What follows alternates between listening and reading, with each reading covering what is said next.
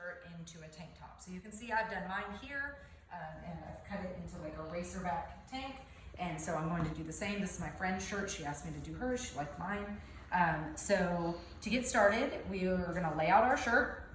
And as you can see right here, I've made marks about 2 inches under the armpit and about 3 inches from the edge of the neck. So you can see the grid lines here. It's about 3 inches from there to there.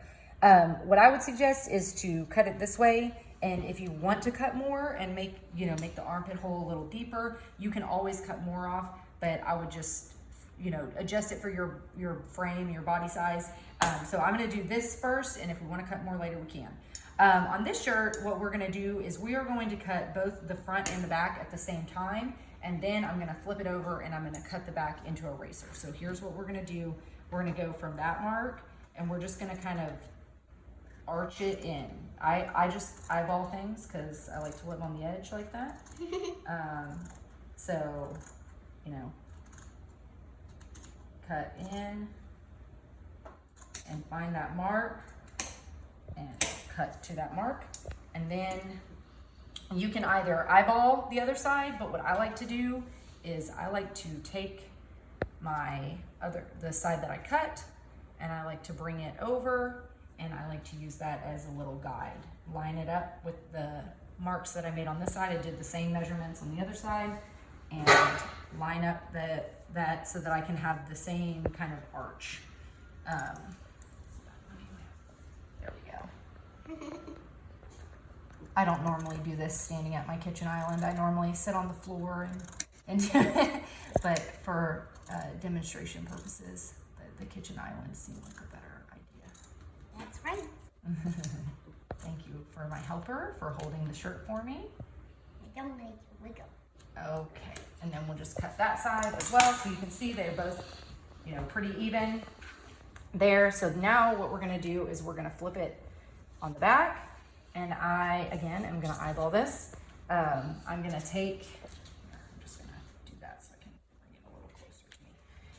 I'm going to take this, and I'm just gonna start in here and start cutting the back out. So you want to cut it into the back, and then you want to arch it again to come up back to your shoulder point so that it looks seamless once you get to that point. See?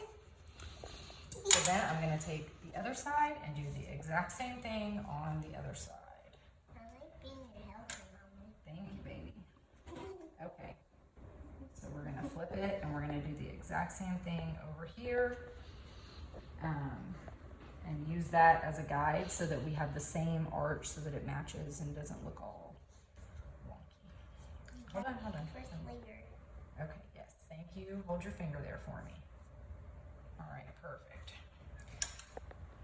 Here, scoot over.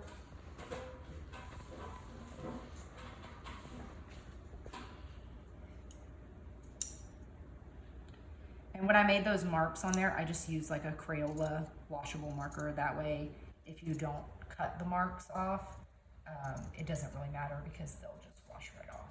Mm-hmm.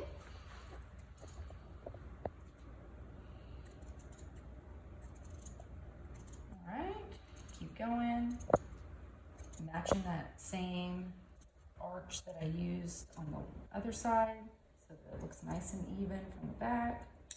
And then meet our shoulder seam up there. Sometimes you get the little serge part of the interior of the shirt. It will just stick out. You just gotta cut that off. There you go. And now we have a Racerback tank. I also cut mine off to be cropped. I didn't ask my friend if she wanted hers cropped, but if you'd like to cut yours off at a crop, you just put it on your body, measure where you want it to hit on your hips, and cut a straight line off the bottom. Hopefully that was helpful, and I've only got a few of these tie-dye shirts left, so go place your orders.